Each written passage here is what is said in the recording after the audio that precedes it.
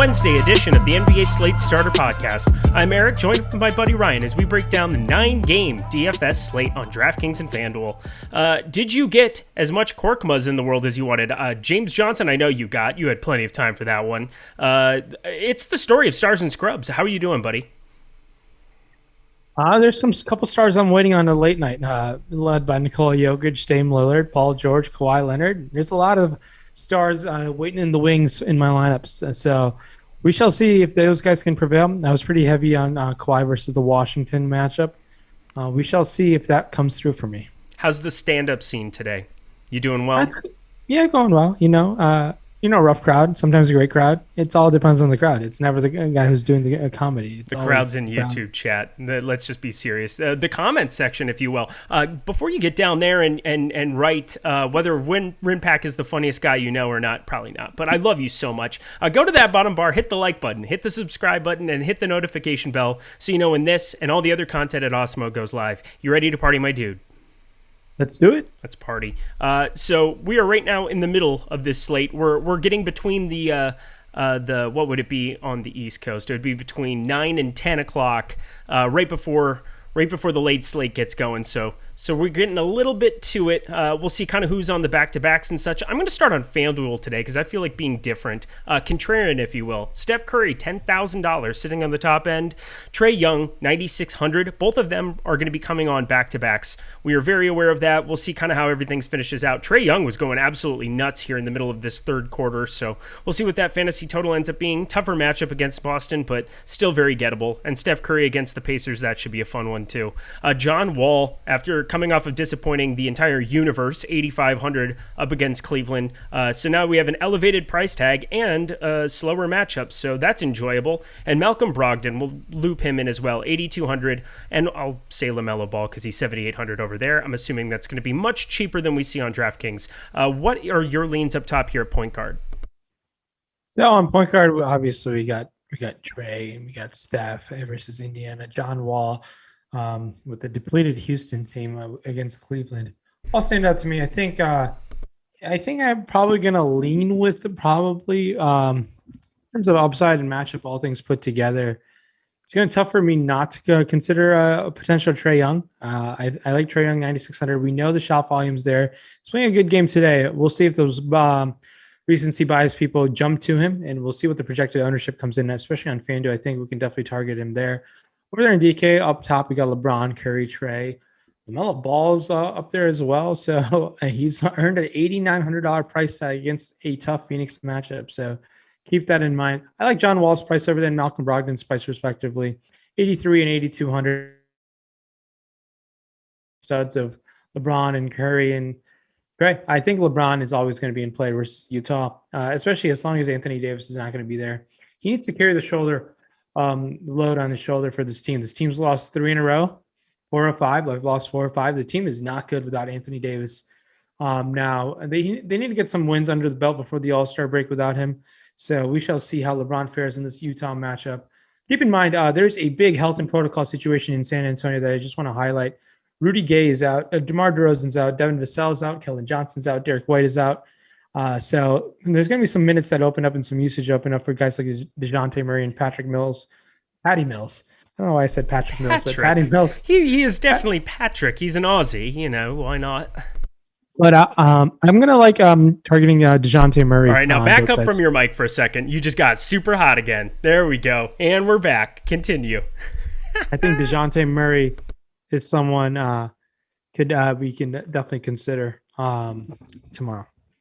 Love it. Yeah, going through that entire situation is going to be the key to your day in a lot of ways. It's going to be hard to get away from building with 2 of them in every lineup for the most part. There's just so much opportunity to go around, and it's a bad OKC team. It'd be one thing if it was like a really good team that was just going to blow them out of the water or something, but we've seen multiple times where you have these smaller condensed rotations, and it is going to be very, very hard not to jump on board for all of these other pieces. Like Lonnie Walker is going to really, really pop, and none of their prices, especially over on FanDuel, haven't even been touched. So I'm very, very curious what the ownership is going to be for a lot of those guys.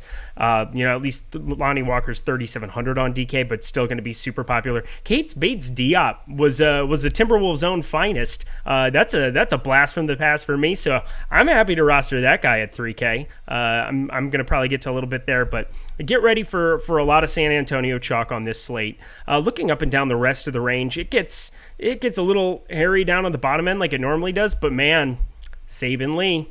Saban Tooth Tiger. I just made up that just now. I enjoyed that. Can I patent that? You might need to. You might be ahead of the curve there. So, I mean, Saban Lee, I think, versus New Orleans, 3,800 on DK. Exciting play for sure. Obviously shooting very efficiently today. His price tag worked out pretty well to target. Already got, I believe he was at 20 fantasy points at halftime. So you'll take that at today's 3,200. $600 is a lot. On a 9-game slate, you can do a lot with $600. We'll see what ends up happening. Maybe he has another much superior game to Dennis Smith Jr. Maybe Casey rolls him as the starter. We can go there, but it'll be tough to see what Saban Lee's ownership is going to come in, especially in a 9-game slate. If he comes off 2 back-to-back efficient games, I'd be willing to hop off. I just tweeted it, so now it's mine. Saban Tooth Tiger. I didn't want to lose that one as we were going along. All right, let's jump over to shooting guard before we get too off the rails like I normally try to do with you. Zach LaVine, 9,600 up top. Donovan Mitchell, 8,700. Fred VanVleet, we just saw Lowry get downgraded to doubtful and removed, and they're just getting pounded by the Sixers right now. We'll see how that ends up all sorting out. But VanVleet, 8,600, obviously would have interest only if Lowry were to be out once more.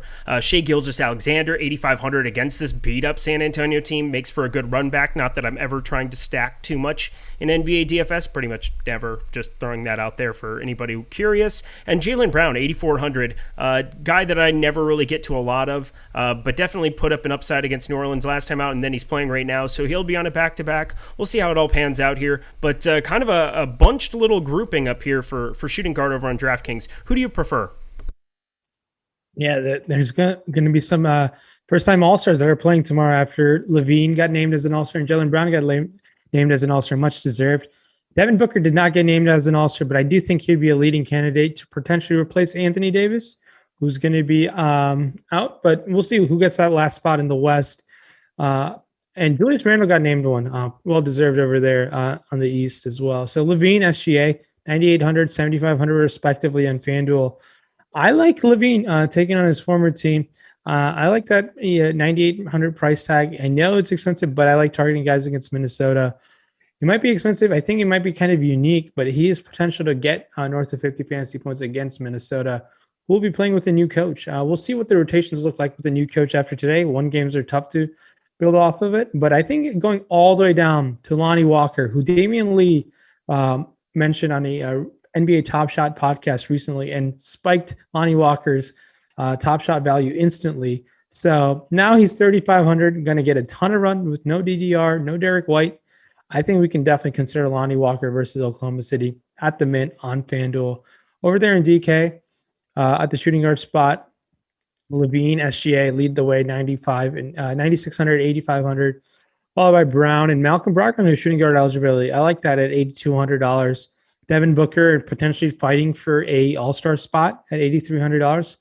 I think we can definitely consider Booker. Maybe Monty Williams wants him to get it. Maybe the team wants him to find a way to force feed some shots, but that's all speculation. But Lonnie Walker is probably going to be my favorite play as a value option on DK. $3,700 shooting guard and small forward eligibility. Tough to not to like that. I like that much better than a $3,800 Saban Lee. I think Lonnie Walker at that price tag makes quite a bit of sense to me. Other value options, Patty Mills is 4,300, who has shooting guard eligibility, should be considered as well. Outside of that, in the mid-tier, we got like a ton of mid-tier options that could obviously spike in upside. Guys like Kobe White, who showed out last time out, I think against Minnesota, we can definitely go there. Andrew Wiggins versus a Indiana team. And I think Malik Beasley versus Chicago should all be guys that we can all consider in the mid-tier. Beasley's had 3 really poor games of late. They are playing Milwaukee right now. He's up to 20 fantasy points in 12 minutes of play, I believe. So I think Malik Beasley should definitely be considered versus Chicago. I also am looking at Houston at shooting guard. We've got David Nwaba, Ben McLemore, 5,100, 3,200. Oladipo and Gordon are both questionable right now. Dante Exum's going to continue to be out. There's going to be a lot of backcourt minutes that are going to exist for Houston that are kind of up for grabs. Nwaba is up to 5,100 on DraftKings. That's not like super fun on this slate when you have guys for cheaper, but I think that makes for a nice tournament play, kind of in that range. Mason Jones, who started putting up a little bit of stuff in random places at times. I don't know. He's going to have to play minutes. Somebody's going to have to play minutes there at shooting guard. So what's the deal with... I'm trying to do you with the microphone. It was not good. I'm hoping that I mean, it's going to be a great tournament slate. Can I just say that? Like, there's going to be so much condensed ownership for San Antonio. We have Tyler Hero, who's questionable. We have all these other dudes for Houston that are questionable. You get down, you still have Graham's going to be out. Schroeder's going to continue to be out. Like, there's going to be a lot of spots where you can get some low owned tournament pivots. Can we go back to Taylor Horton Tucker? We can definitely go back to Taylor Horton Tucker. We can chase that upside game. And in tournaments, we should definitely be considering chasing an upside in Taylor Horton Tucker. That's how I feel about him. Yeah, shooting guard over on FanDuel. Well, I guess I'm just bringing it up because you got KCP, who's still 3,700 down there. I expect for him coming off of 39 minutes the last time out to continue to have some ownership. I mean, obviously overtime boosted that by 5, but that's still 34, 35 minutes of a guy who needs to shoot the ball. Like, somebody's got to shoot the ball for them. And I'm hoping that it's going to be Taylor Horton Tucker at some point because, 1, he's got an awesome name. 2, he went to Iowa State. And 3, I think he can ball. So I'm excited to hopefully eventually see him play 20 plus minutes, but maybe that won't be tomorrow. Anybody else you want to talk about as shooting guard? No, I think we can hop on over to the small forward spot. All right. Guys, if you're listening to us on any of the podcast networks, just make sure that you go down to the bottom and leave us a 5-star review. Put a couple of things, put a couple nice things. How much you enjoy Rinpack's stand-up, how much you enjoy my lovely smile and my mannerisms as I freak out every time he says the words Buddy Healed or Draymond Green, which are basically buzzwords for me. If you enjoy such things, make sure you leave us a 5-star review. And if you're feeling extra advantageous, go over to awesemo.com/joinNBA, check out a couple of our packages, and stop guessing and start winning because things are happening over here. Rinpack, Buzzard, Baker. I mean, we have all the horses in the stable, so make sure that you take a look over there and see the best product that we have going right, or the best product in the industry that is going today over at awesemo.com. Getting to the top end of small forward, we'll jump back over to DraftKings. LeBron James, 10,900. Jimmy Butler, 9,300. So LeBron James, 10-9. That's going to be a big discussion point. I guess he's 10-4 still over on FanDuel. So good job, FanDuel. Well done. Always pricing everybody up the way that you should. That's great. 10,900. Difficult Utah matchup. That was sarcasm, by the way, Rinpack. But difficult matchup at 10-9 there.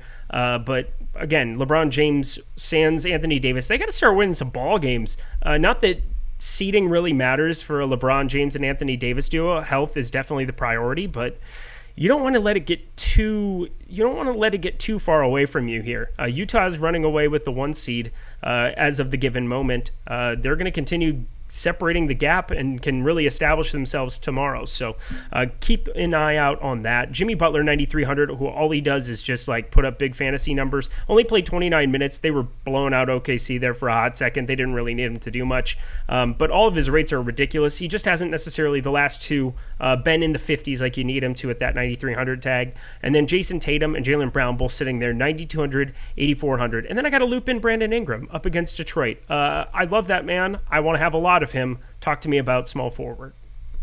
Over there at FanDuel, I really like LeBron and Brandon Ingram's price tag quite a bit. Jimmy Butler in the 9s always is something I'm hesitant about. He's great. He's obviously someone can definitely pay off that price tag. I'm kind of hesitant at 92. I like saving the 1,200 to go into Brandon Ingram or spending up to find it for LeBron. If his ownership comes in less than 5%, I'll definitely be willing to go over the field in that situation. Jaylen Brown, 8,400 versus Atlanta. I think we should definitely consider that as an option just because it's him and Tatum. Kemba's slowly picking things up over there. So 8,400 is an all right price tag, but I do still prefer Brandon Ingram to him. I think Gordon Hayward, if he's playing, keep in mind, he did leave the game with a right hand bruise, I believe, which was really unfortunate. He was playing amazing and the game was kind of close before he got hurt. He only put up 36.5 fantasy points because he got hurt at, I want to say right as the fourth quarter started or Yep. as the third quarter ended. So $7,100. I know Phoenix is a tough matchup, but we can consider Gordon Hayward definitely. And Malik Beasley, 6,500, should definitely be considered versus the Chicago team. Other options over there in FanDuel, paying down is a bit tough. I think Justin Holiday's still getting all the minutes in the world right now, playing sometimes north of 40 minutes at times. If he did that against Chicago, I believe maybe that game did go to overtime, but played 37 against Minnesota.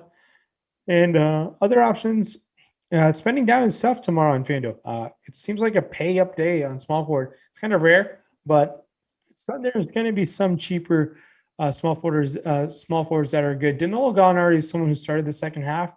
And if he's going to play high 20s minutes at that price tag, I think we need to consider him. He's putting up a dud of a performance today against Cleveland. So maybe against Boston, he'd be able to turn it up a little bit. I think that's about it on FanDuel over there in DraftKings. LeBron is obviously a great spend up option, 10-9. Jason Tatum, 9,200.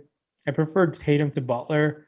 Butler's priced at 9,300 as well. Brandon Ingram, 8,100. Very solid price tag versus a Detroit team that will be on a back-to-back. I think on the other side of things, I think Jeremy Grant is fine option versus New Orleans, and Gordon Hayward, 6,900.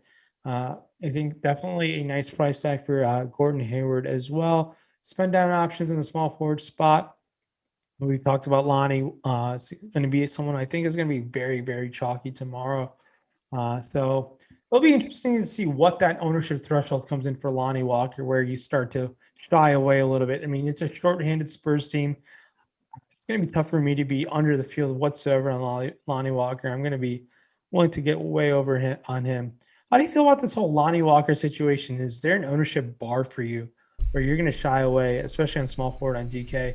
Fortunately, we have this thing called the boom bust tool that exists over at Awesemo, and it is a beautiful, beautiful thing to be able to go over there and kind of see what the leverage score is going to be on him. I would say Lonnie Walker, if he got above 65%, like if we were talking to Marcus Cousins range on certain things, I would find a way to pivot elsewhere, mainly because like Cousins could get the double-double upside, and that was kind of like part of what was so tough to get away from him at 3,700 or 4,700 or some of those big chalk days.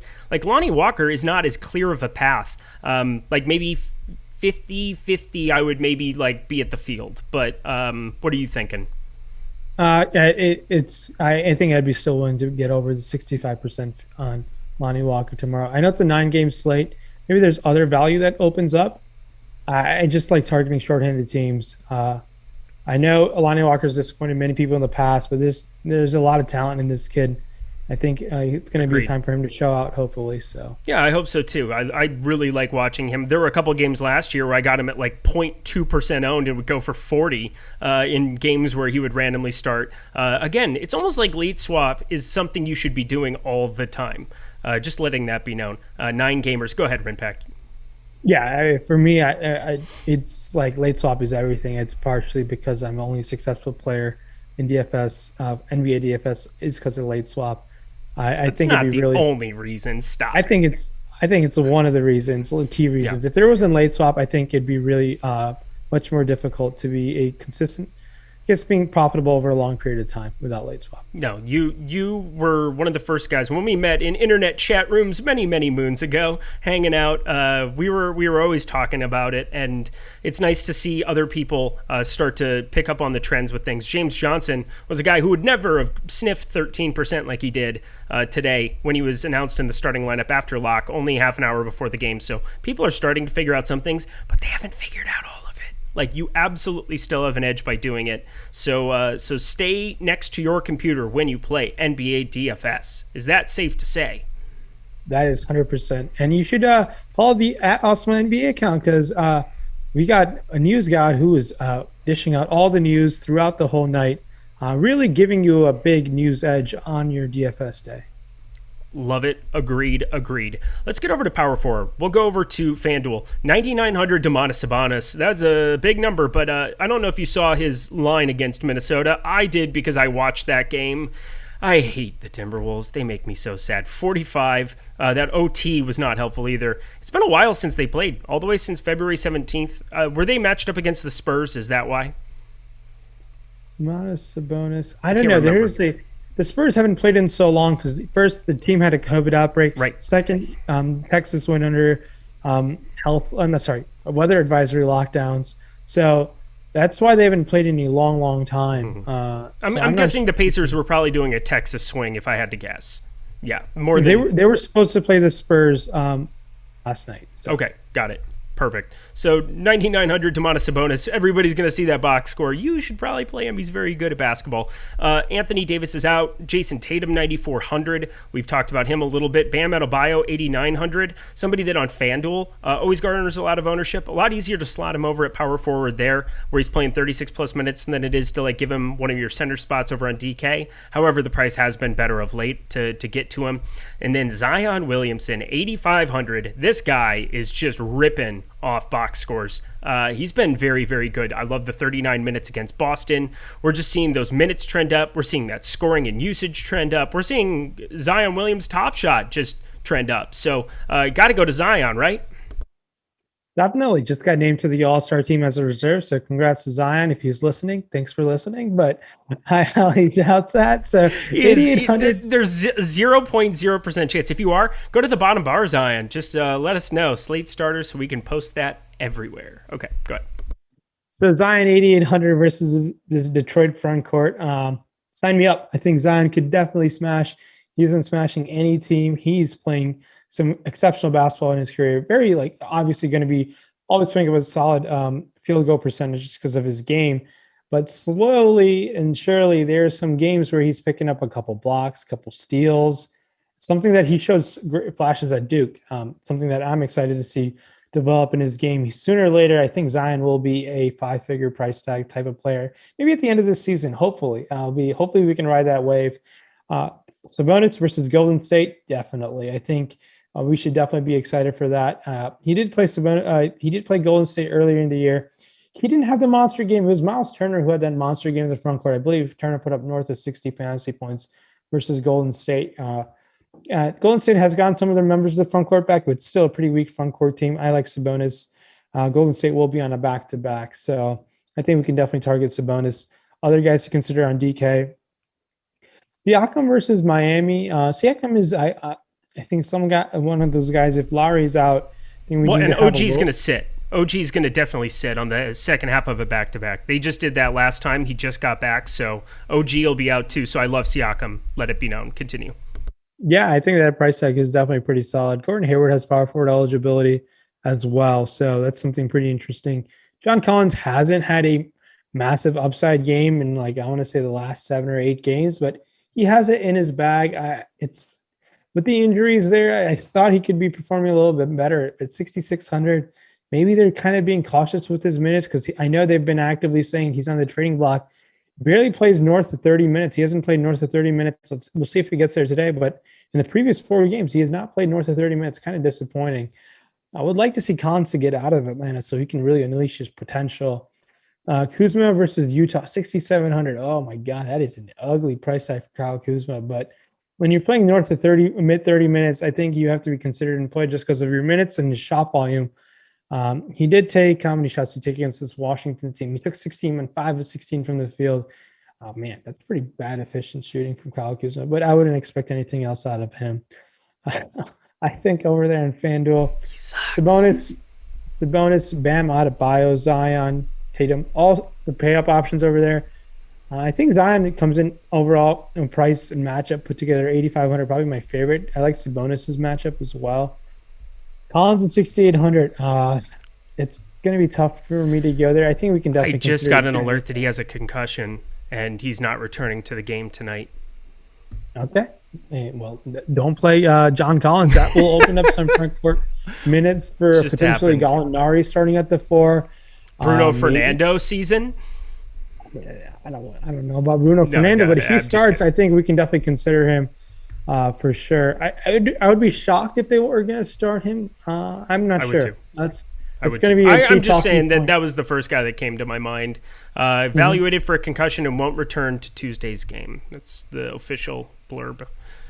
And I think LaMarcus Aldridge might come back tomorrow. So if he's going to get usage on this team, but it was a lower body injury. I do think his minutes will be limited if he does play, so it'll be tough for me to go there, even with the depleted team. But his price tag is pretty nice, 5,600. If there's no minutes limit, I'll be interested in LaMarcus Aldridge on FanDuel. Power forward is so gross under like 4,500. It is not even funny. Like, there's not even like remotely one thing that I can even see down here that I would be interested in playing. Do you see anything under 4,500? I'll give you like a second. On FanDuel, I think on DraftKings. FanDuel, there's a couple randos, but nothing like super notable. I mean, Patrick Williams is 4,800 because I think his price tag has been permanently put there, I guess. The only guy who I have interest in is Trey Lyles if there's no LaMarcus Aldridge, $3,200. I think that's the only guy that sticks out to me right now. Value right now is not that pretty. I know you'll be excited to play PJ Tucker, right, versus Cleveland, 3,800.